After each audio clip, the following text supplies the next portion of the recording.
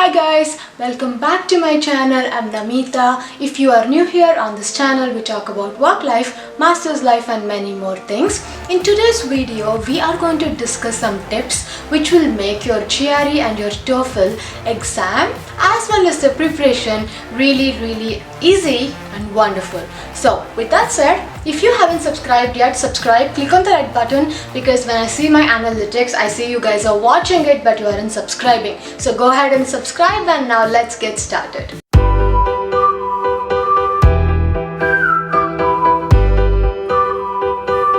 Let's start with the million-dollar question.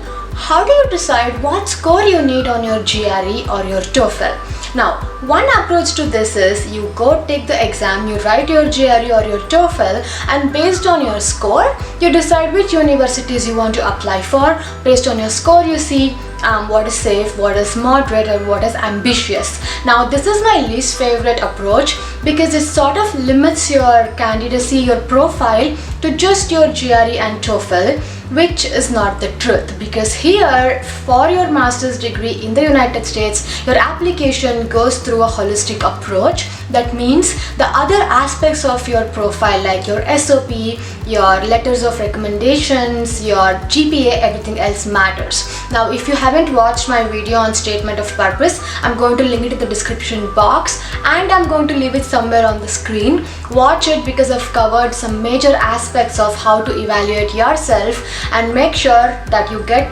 admits to your safe universities and how you can convert your ambitious ones to the moderate ones.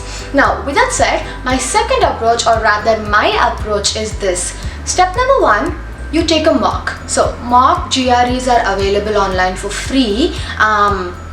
I suggest taking the ETS mock because any other mock might not be exactly what the ETS standard might be. So you don't want to be taking a really difficult exam or a really easy exam. Now, I'm not saying don't take the other mocks. I myself practiced with so many of the other mock exams. I took the Princeton ones. I think I took the Kaplan ones, I guess. I don't really remember, but I took so many GRE mocks. I suggest taking the ETS mocks simply because that will be the closest to what you can expect on the actual exam. Now, remember, when you first take your very first GRE exam, your score might not be the best.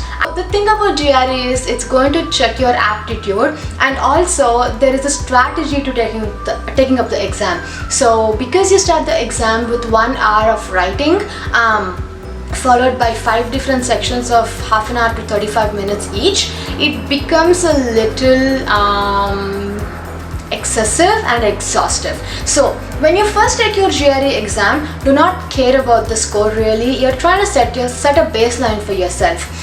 With step 1, for example, let's say you end up with a baseline score of 290 or 300, right? Now this shows that with practice, even if you're not practicing for hours together and you don't have a lot of time, in my experience, even with about 2 months of practice, you can easily increase your score by 15 to 20 points, which is amazing. Because if you're at a 290 and you're increasing your GRE to maybe 310 or 315, your university selection opens up like insanely. So don't worry about the score. You're just trying to gauge yourself, and it literally has no meaning, the score. This is just for you to see how you get better and better and how your performance increases. Step 2 is to start practicing for GRE. Now, this is a personal choice whether you want to go to classes or you want to study by yourself. I went to classes because I did not have the luxury of time. I was working full time while I was preparing for my master's degree here. So I went to classes, and for me classes were extremely helpful. I had an amazing verbal teacher, and I think I really got good score in TOEFL as well, even though I did not take coaching, is because of her.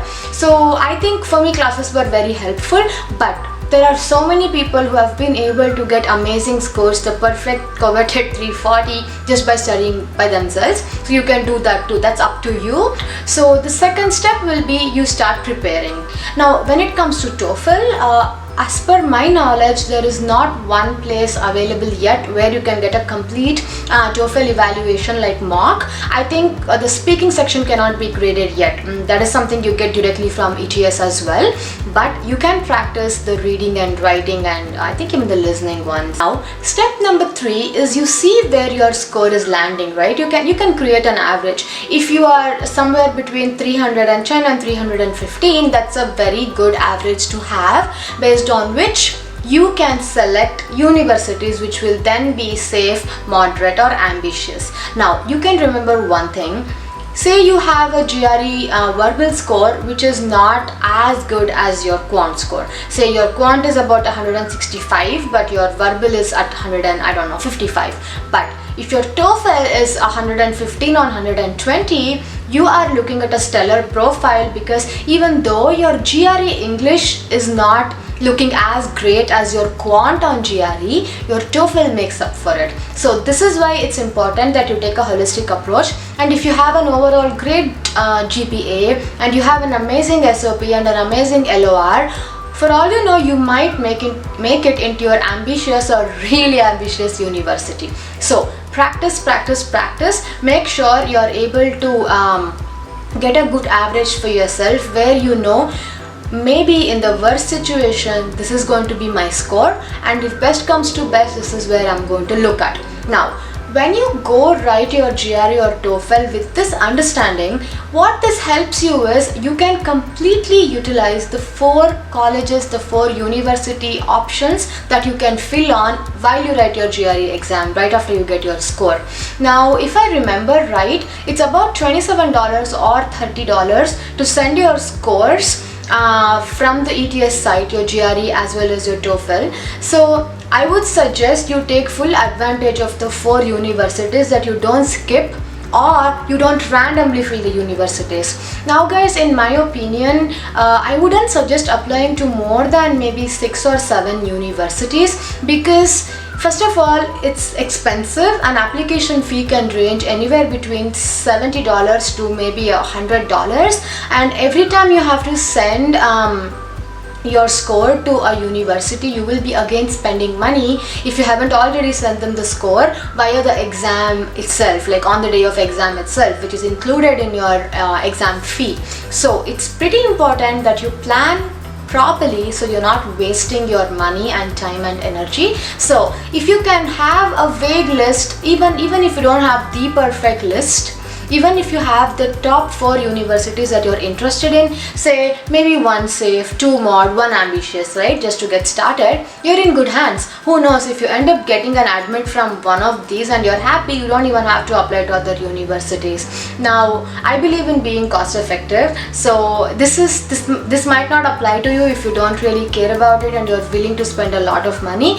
But if you are looking to do everything on a budget and you want to be mindful of how much money you're spending, which can be kind of optional and avoided, this tip will help you. So to summarize, all you have to do is this: take a mock exam online, take the ETS mock exam, see where you stand, start practicing either by going to classes or studying by yourself, and then see where you stand. You will see improvement, I promise. Don't worry about the first initial few exams, because you're still learning. Now that we've covered how to plan your GRE score, let's talk about little things that you can keep in mind to make sure that you end up with an amazing score. Now, one big mistake I made while I prepared for my GRE was I used to skip the essay questions. Now, you guys, I'm not gonna call myself lazy. I just don't like writing half an hour each of 2 separate essays every time that I have to write GRE, because in my head I'm thinking I want to practice more of quants, I want to practice more verbals, I want to be more confident or more comfortable with the experimental section. But what happens is, the more you skip the essay part, you are approaching your quant and verbal section with a more fresh mind, right? You are not yet mentally exhausted from writing, and this is something I learned a little too late. Apparently, when it comes to GRE, it's really important to train your brain to sit through for the 3.5 or 4 hours duration without getting exhausted. Because usually what happens is you start on a high note and you're like, wow, I love this, and then towards the third section you're already tired because you're so busy, your brain is overheated. So when you skip essay questions, you're pretty much training yourself for the 2.5 hours and not the entire duration, which will backfire in the main exam, because in the main exam you cannot skip the essay questions. So don't do the mistake I did. Definitely sit through it, sit through the essay questions, approach them, answer them truthfully, and then from there you can move on to the rest of the sections like you would in your actual exam.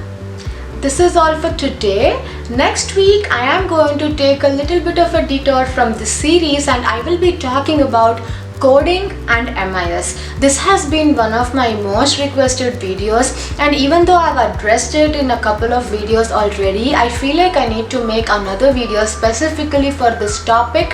So I am currently researching this topic with my own classmates, my batchmates, and students who have done MIS, and I'm going to be posting a video which will give you perfect insights about coding, no coding, do you need it for the course or not, do you want it on job or not, and everything else. With that said, you guys have a wonderful week ahead. Again, if you haven't subscribed, subscribe so I know you're watching my videos and you're liking them as well, and I'll see you guys next time. Bye.